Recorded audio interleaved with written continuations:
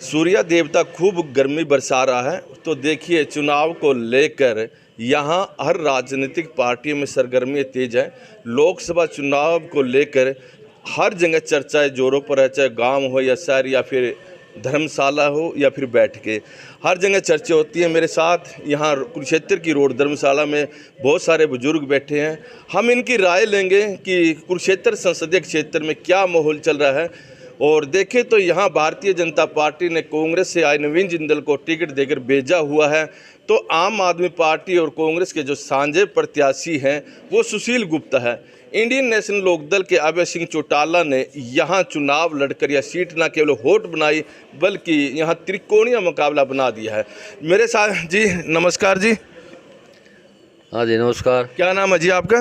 Master Shamsher Singh. Master जी, लोकसभा चुनाव पूरी तेजी पर है, पूरा पीक पर है। तो अब कुरुक्षेत्र संसदीय क्षेत्र में क्या माहौल बन रहा है? देखिए, कुरुक्षेत्र में नहीं, सारे भारत में कुछ माहौल पलट चुका है। और जो नरेंद्र मोदी जी की भाषाओं से जो कि लोग दुखी हो चुके हैं, जो जिस किस्म की भाषा बोल रहे हैं, प्रधानमंत्री की भाषा नहीं है। बहुत ही मतलब लोग उस बात से काफ़ी खपा है, क्योंकि मुद्दों को तोड़ मरोड़ कर आदरणीय प्रधानमंत्री जी बात करते हैं। कोई मतलब बेरोजगारी का, महंगाई का, दूसरा जो उन्होंने पहले वायदे किए थे कि मैं 2 करोड़ साल में नौकरी दूंगा, कोई नौकरी नहीं दी। किसान की 2022 तक दुगनी आमदनी करूंगा, तो कोई उसकी आमदनी नहीं की गई। तो इस प्रकार से कोई मोदी की गारंटी पर विश्वास नहीं है और जनता का माहौल पलट चुका है। और जनता ने मन बना लिया है कि इस बार हमने देश के संविधान को बचाना है और इस सरकार को चलता करना है। भारतीय जनता पार्टी का दावा यही है कि राम मंदिर बनाने का वादा किया था, राम मंदिर बन गया। धारा 370 तोड़ने का कश्मीर की बात की थी वो, और बहुत सारे वो वादे गिनाते हैं। तो इसके बारे में क्या कहेंगे? हाँ, ये राम मंदिर बन गया, लेकिन राम सबके हैं, क्योंकि वो इस किस्म की बात करते, राम का व्यापारीकरण कर दिया है। राम के बदले वो वोट मांगते हैं। अभी एक रायगढ़ में आदरणीय दिग्विजय सिंह कांग्रेस के उम्मीदवार थे और वहाँ पर कहा गया कि ये तो राम का और इसका जो कि चुनाव है। तो आदरणीय दिग्विजय सिंह ने कहा, यदि राम मेरे मुकाबले में आते, मैं उसका सबसे पहले प्रस्ताव कहूँगा।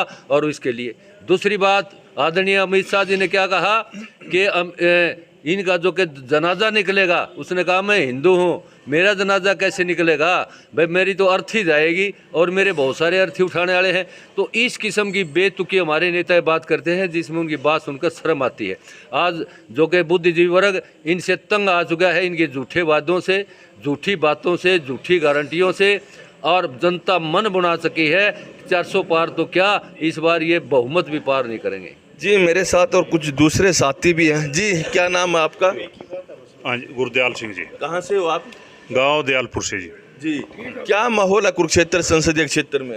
कुरुक्षेत्र संसदीय क्षेत्र में इस बार जी नरेंद्र मोदी सरकार को पलटना चाहते हैं। जो महंगाई की समस्या, बेरोजगारों की समस्या जी, किसानों की समस्या जी, महंगाई के ऊपर 10 सालों में नरेंद्र मोदी के पास एक भी कि महंगाई के मुद्दे पर कोई जवाब नहीं है जी, बेरोजगारी को लेकर कोई जवाब नहीं है जी। आप सरकार को बदलना चाहते हो, कौन सी सरकार लेकर आना चाहते हो? हम सरकार इंडिया गठबंधन की सरकार लाना चाहते हैं। पब्लिक ने मन बना लिया है जी, ये दिन दूर नहीं है जी, नरेंद्र मोदी 150 सीटें भी पार नहीं कर पाएंगे। तो यहाँ कुरुक्षेत्र संसदीय क्षेत्र में किन को वोट दे रहे हो? कुरुक्षेत्र संसदीय क्षेत्र में हम दे रहे हैं जी यहाँ से इंडिया गठबंधन को जी। इंडिया गठबंधन का तो देख के यहाँ पर प्रत्याशी सुशील गुप्ता हैं। हाँ जी, सुशील गुप्ता है जी, सुशील गुप्ता जी के साथ ही हम तो जी। सुशील गुप्ता जी के साथ मेरे साथ और साथी भी हैं। जी, क्या नाम है आपका? अजमेर सिंह जी। अजमेर जी, कहाँ से हो? मैं यहीं से हूँ। तो क्या माहौल लग रहा है कुरुक्षेत्र संसदीय क्षेत्र में? कुरुक्षेत्र में नवीन जिंदल की जीत है जी। नवीन जिंदल जीत रहा है? बिल्कुल जीत है। तो आप नवीन जिंदल के साथ हो कि मतलब क्या कारण है उसका कि आप उनको वोट दे रहे हो? हम नरेंद्र मोदी की जो नीति है, इस 10 सालों में जो विदेश नीति है, जो अपने देश की ग्रोथ है, जीडीपी है, जो कभी कांग्रेस के टाइम में कभी नहीं होता था। 71 एयरपोर्ट देश में थे, आज 150 है। मतलब कि देश की सड़कों का विकास देखे, सब कुछ देखे, तो आज बीजेपी ने बहुत अच्छा देश का मतलब दुनिया में नाम आज इज्जत मिलती है अपने देश को। ये बहुत सारे लोग कहते हैं कि प्रधानमंत्री अमर्यादित भाषा का प्रयोग करते हैं। क्या आपको लगा है कि ऐसी भाषा का प्रयोग हो रहा है? नहीं, ऐसा कुछ नहीं है। उससे ज़्यादा राहुल गांधी करते हैं, जो देश को बांटना, जातियों में बांटना चाहते हैं। उसके बावजूद अगर आपकी जो प्रॉपर्टी की बात करते हैं कि 55% आपने जो जीवन में कमाया, 55% इसका मतलब हम मुसलमानों को बांट के देंगे। वो एक धर्म के नाम पे जातियों में बांटना चाहते हैं मतलब चीज़ को। ऐसा इस देश का कोई आदमी कोई चाहेगा कोई ये बात कि आपके पिताजी के पास 100% था, 100 में से 45 आपके बच्चों को मिलेगा, 55 मुसलमानों को बांट देंगे। ये एक मतलब कि इंडिया गठबंधन में है कोई नेता उनके पीएम के लायक नहीं है, कोई देश का प्रधानमंत्री के लायक नहीं है। एक भी नेता का नाम बता दो कि ये पीएम के लायक है, कोई पीएम बनेगा किसको? मास्टर जी जैसे डॉक्टर साहब ने कहा है कि इंडिया गठबंधन के पास कोई प्रधानमंत्री का चेहरा नहीं, आप क्या कहेंगे? इंडिया गठबंधन के पास तो बहुत चेहरे हैं, लेकिन बीजेपी के पास सिवाय मोदी के न कोई बीजेपी का नाम है न देश का नाम मोदी।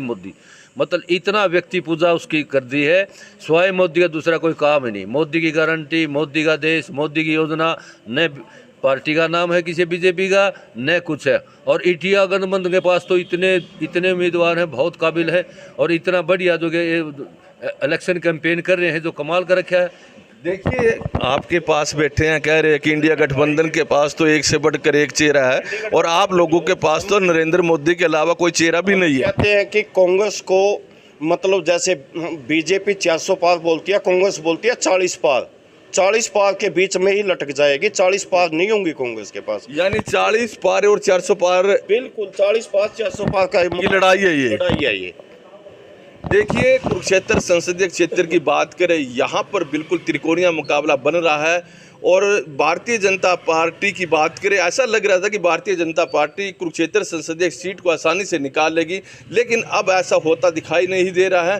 त्रिकोणीय मुकाबला है, और इस त्रिकोणीय मुकाबले में आने वाले 8-10 दिन में काफ़ी तस्वीर साफ हो जाएगी। किसका बागा चमकेगा, ये देखने वाली बात रहेगी।